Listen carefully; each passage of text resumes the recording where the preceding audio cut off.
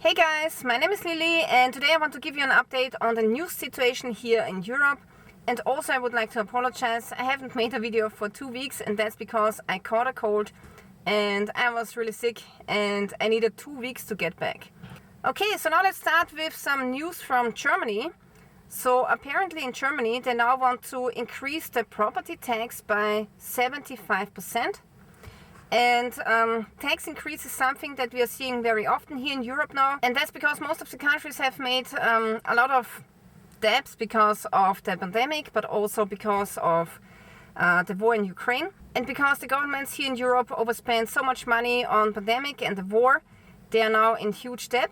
And this is why now the taxes are increasing. And it's not only the property tax, but also other taxes as well. Meanwhile, the industry is suffering.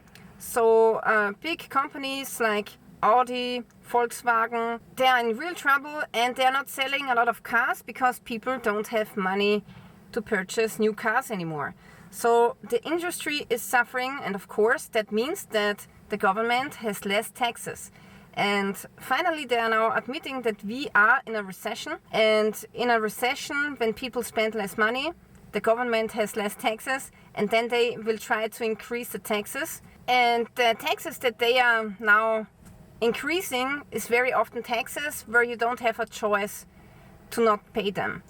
Like for example, I can save money by not purchasing, let's say, a product. Let's say I want to save money and I'm not buying this backpack, okay? Then I'm not only saving money, but also I haven't paid any taxes for the sales tax or for the income tax for the merchant who is selling this backpack.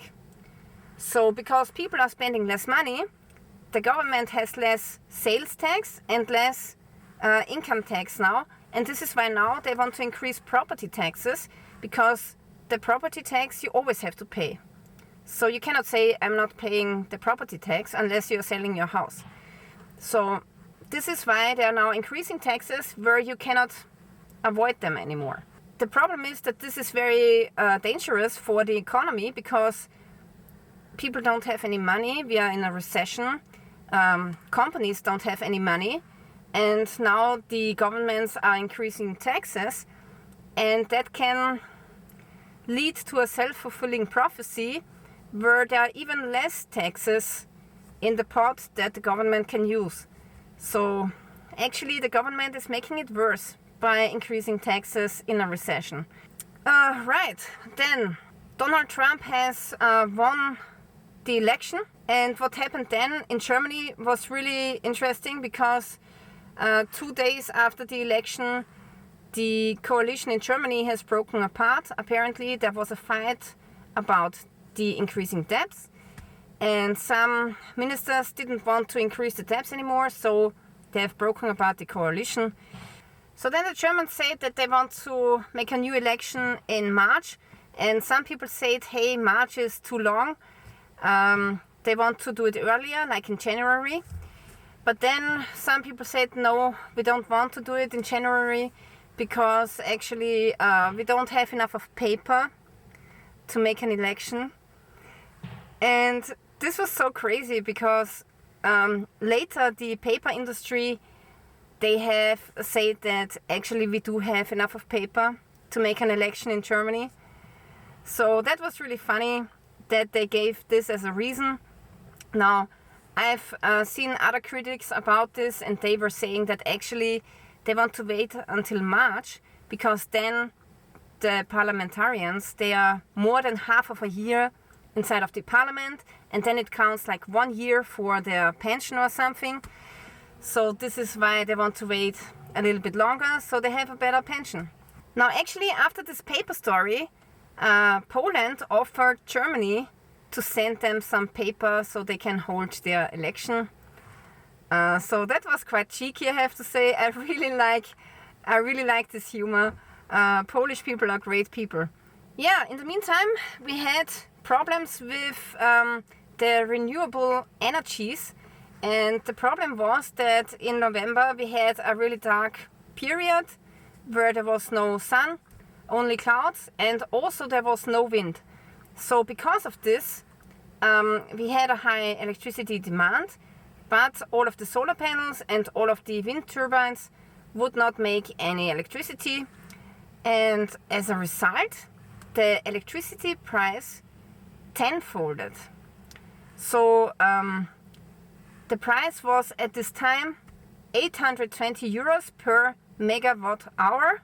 So that's 10 times what it usually is. And who is going to pay for that? Well, it's the consumers, it's companies, for example, like car companies or other companies who need electricity. And in the end, the cost will be passed on to the product, and the product will get more expensive. That means that the new cars, which are already so expensive, will get even more expensive because of things like these.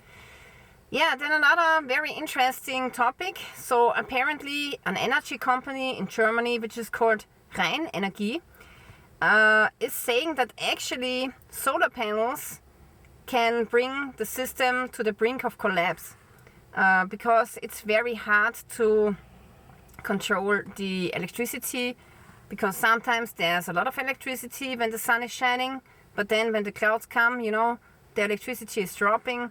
So you constantly have to make measures to keep the voltage at the same level, which is not so easy. So because of this volatility, it can actually happen that the system might collapse and that we get a blackout.